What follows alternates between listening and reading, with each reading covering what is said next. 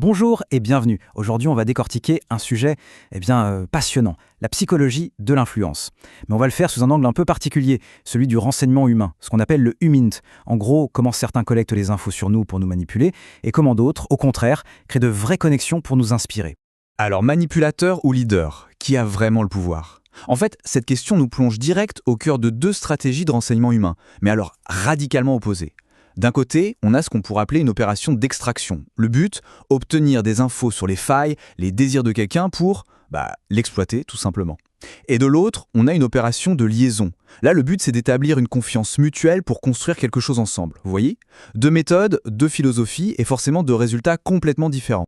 Ok, mais pour bien piger la puissance de ces stratégies d'influence, il faut d'abord qu'on regarde le terrain de jeu, le monde dans lequel on vit aujourd'hui, et, il faut bien le dire, c'est une époque assez particulière, un monde qui a parfois l'air d'avoir un peu perdu sa boussole.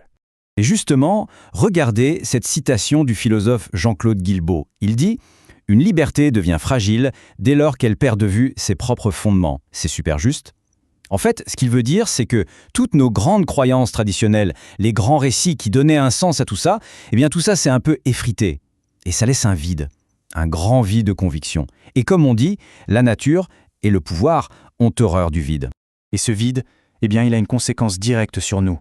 Du coup, on cherche tous un peu un sens, une direction. Et ça nous rend plus visibles, si vous voulez, pour ceux qui savent observer. Notre quête nous rend vulnérables. En gros, c'est le terrain de jeu parfait pour les opérateurs de l'influence, qu'ils soient bienveillants ou pas du tout. Allez, on plonge. On commence par la première stratégie, la plus sombre, bien sûr, l'art de la manipulation. Et là, on parle d'un type d'agent très très particulier, celui qui ne voit pas des êtres humains en face de lui, mais des cibles. Et l'archétype parfait de ça, c'est qui? César Borgia. Ce personnage qui a tellement fasciné Machiavel.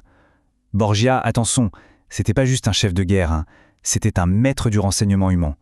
Son truc à lui, c'était de cartographier les désirs, les peurs, les ambitions de tout le monde pour s'en servir comme de levier. Brillant et terrifiant. Et c'est de là, de ces méthodes, qu'est né le terme machiavélisme. En gros, c'est une approche du pouvoir qui est tellement froide, tellement calculatrice, qu'on pourrait presque dire que c'est une doctrine du renseignement humain. Une doctrine dont le seul but, c'est la conquête et la conservation du pouvoir. Point. Et Machiavel, en observant tout ça, il en tire une conclusion qui fait froid dans le dos. Il nous dit, en substance, les hommes sont si simples que celui qui cherche à tromper trouvera toujours quelqu'un qui se laissera tromper. Autrement dit, pour lui, puisque les gens sont naïfs et égoïstes, un bon leader doit maîtriser l'art de la tromperie pour survivre. C'est vraiment la vision du monde où la fin justifie les moyens et où la confiance, c'est juste une faiblesse à exploiter.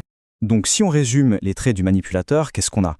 Quelqu'un d'impassible, de détaché, qui est trompeur, pas sincère pour un sou, il a une vision hyper cynique de l'humanité et il est prêt à tout pour atteindre ses buts.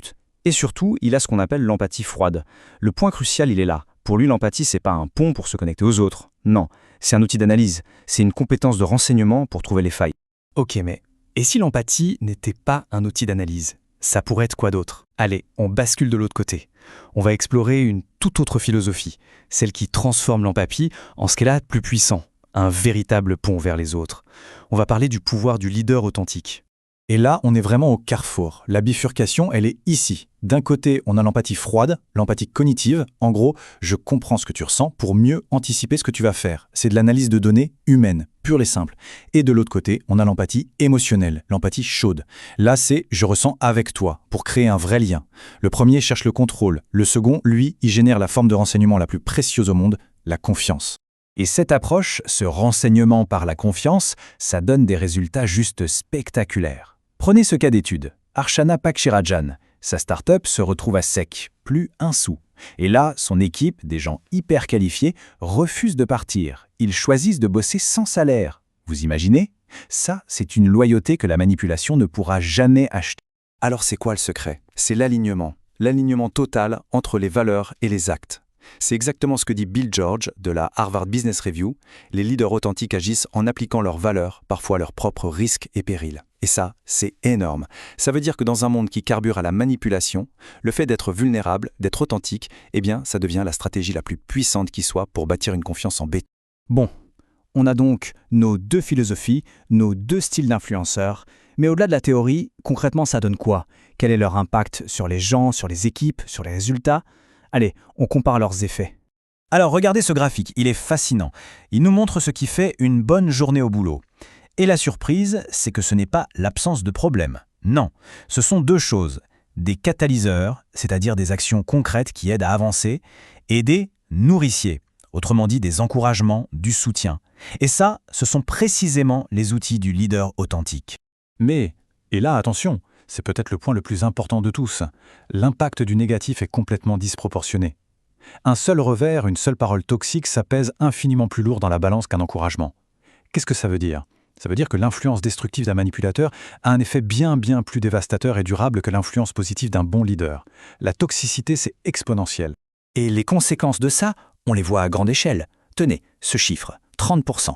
Selon une étude Gallup, c'est le pourcentage de salariés qui se sentent vraiment engagés dans leur travail. 30%, c'est très peu. Et ce chiffre, ce n'est pas une fatalité, non. C'est le résultat direct d'environnements où la méfiance, la manipulation ont pris le pas sur la confiance et le soutien. Le coût pour tout le monde, il est juste immense. Tout ça, ça nous ramène finalement à un choix fondamental que chacun de nous doit faire. Quel type d'influenceur est-ce qu'on a envie d'être ? Et, question tout aussi cruciale, sous quelle influence est-ce qu'on accepte de vivre ? Le tableau résume bien le match. Le choix est limpide, non ? D'un côté, le manipulateur. C'est l'opérateur de renseignement qui collecte des données pour son propre intérêt. Il obtient quoi ? Au mieux de la peur et une conformité de façade. De l'autre, le leader. C'est l'architecte de la confiance qui inspire les autres avec une vision partagée. Le résultat, de la loyauté et un engagement sincère et durable. Au final, comprendre cette différence, ce n'est pas juste de la théorie.